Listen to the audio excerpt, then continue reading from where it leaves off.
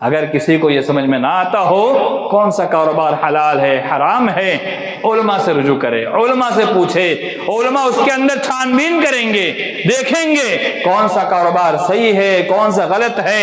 ہم اپنے طور پر کئی کاروبار کے اندر زبان درازی کرتے ہیں، کئی بار ایسے سننے میں آتا ہے، میں کوئی یہاں کی بات نہیں کر رہا ہوں بلکہ ایک بات جو میرے ذہن میں چل رہی ہے، کئی بار ہماری عوام یہ کرتی ہے کہ ہر چیز کے اندر اپنا حکم صادر کرتی ہے۔ اللہ کی قسم حکم صادر کرنا اتنا آسان معاملہ نہیں ہوتا ہے۔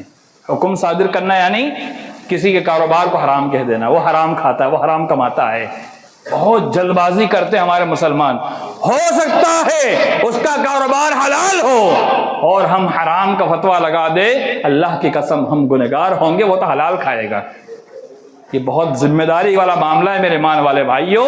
تو کسی کے بھی کاروبار پر انگلی اٹھانے سے پہلے ہمیں 10 بار سوچنا چاہیے، سمجھنا چاہیے، پوچھنا چاہیے، علماء سے رجوع کرنا چاہیے، یہ کیا ہے، کس طرح کا معاملہ ہے۔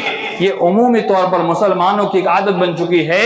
تو اللہ تعالیٰ نے جن چیزوں کو حلال کیا ہے وہی حلال ہے، اللہ تعالیٰ نے جن کو حرام کیا ہے وہ ہر حال میں حرام ہے۔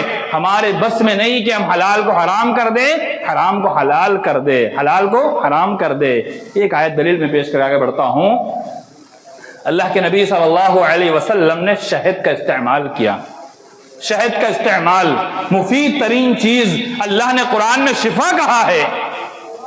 امہات نے کہا آپ کے منہ سے اسمیل آ رہی ہے، کیا استعمال کیا؟ کہا شہد استعمال کیا۔ اللہ کے نبی صلی اللہ علیہ وسلم نے فرمایا کہ میں آج کے بعد شہد کا استعمال نہیں کروں گا۔ قرآن مجید میں آیت نازل ہوتی ہے، یا ایھا النبی لم تحرم ما احل اللہ لک، اے نبی صلی اللہ علیہ وسلم جس اللہ نے حلال کیا ہے تم حرام نہیں کر سکتے۔ کتنی بڑی دلیل ہے، اللہ کے نبی صلی اللہ علیہ وسلم بھی حلال کو حرام، حرام کو حلال نہیں کر سکتے۔ اللہ نے حلال کیا ہے تو وہ حلال ہے، اللہ نے حرام کیا ہے تو وہ حرام ہے۔ اب ہمارے ہاتھ میں نہیں ہے کہ ہم اپنے من سے فلاں کاروبار بھی کر لیں، گرچہ دنیا اس کو حرام کہتی ہو ہم تو حلال ہی سمجھ کے کریں گے، یہ ہماری منمانی ہوگی، رب کی بات نہیں ہوگی۔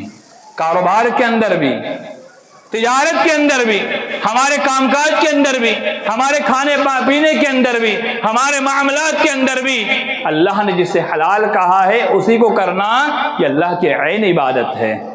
حرام کو چھوڑ دینا یہ اللہ کی عین عبادت ہے۔